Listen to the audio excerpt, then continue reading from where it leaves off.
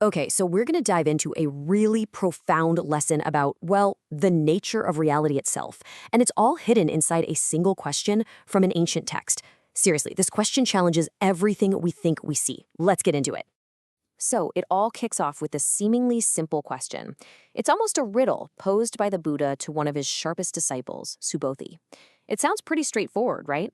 But the answer just cracks open a whole new way of looking at the world. And Subhūti, he gets that this is no ordinary question. He doesn't just give the obvious answer. He says, no, of course not. The true essence of a Buddha, or really the true nature of anything, you just can't grasp it from physical features alone. Now, hold on. That sounds like a total contradiction, doesn't it? How can something not be what it is? But you have to stick with this, because this statement is the first major key. It's designed to challenge our most fundamental assumption that what we see with our eyes is the whole truth. So what's the point of all this? Well, the Buddha's teaching here is really designed to do one thing: to help us break free from the trap of appearances. It's all about learning to see past the surface level of, well, everything. And this slide just lays it out so clearly. On the left, you've got physical form. That's everything we see, hear, and touch. The teaching here is that all of that stuff is temporary. It's always changing. So in a way, it's illusory. But then on the right, you have the true nature. And that is formless. It's real. It's unchanging. It's what's truly there underneath it all. So what's the big deal if we get these two mixed up? Well, it's a huge deal, actually. When we mistake that temporary form for the permanent reality, we get stuck. We form these attachments, or jibchok, and create these rigid ideas about ourselves, about other people, about the world. And that attachment just clouds our vision and stops us from seeing things the way they really are.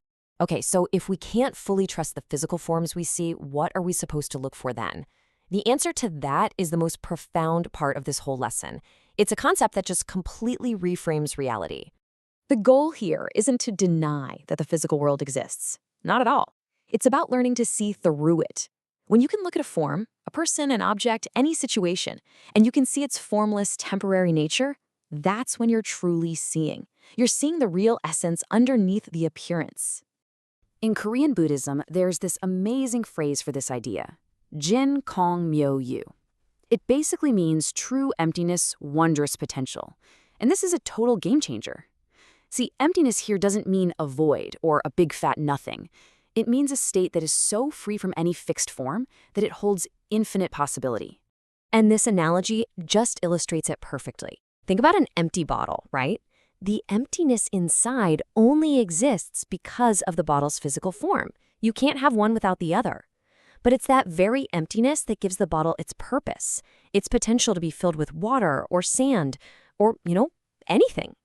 In exactly the same way, the formless nature of things is what gives them their limitless potential. But this incredible teaching didn't just come out of thin air. It wasn't a random lecture. It was actually a really masterful answer to a deep, nagging doubt that his disciple Subhūti was wrestling with. In fact, get this, the entire Diamond Sutra is basically structured as a long conversation where the Buddha systematically takes apart and resolves 27 of Subhūti's biggest doubts about reality. It's pretty much a masterclass in clearing up confusion.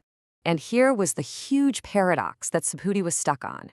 He's being taught to practice formlessness, to let go of his attachment to all forms. But the ultimate goal is to become a Buddha, a being who is described as having 32 very specific physical marks of perfection.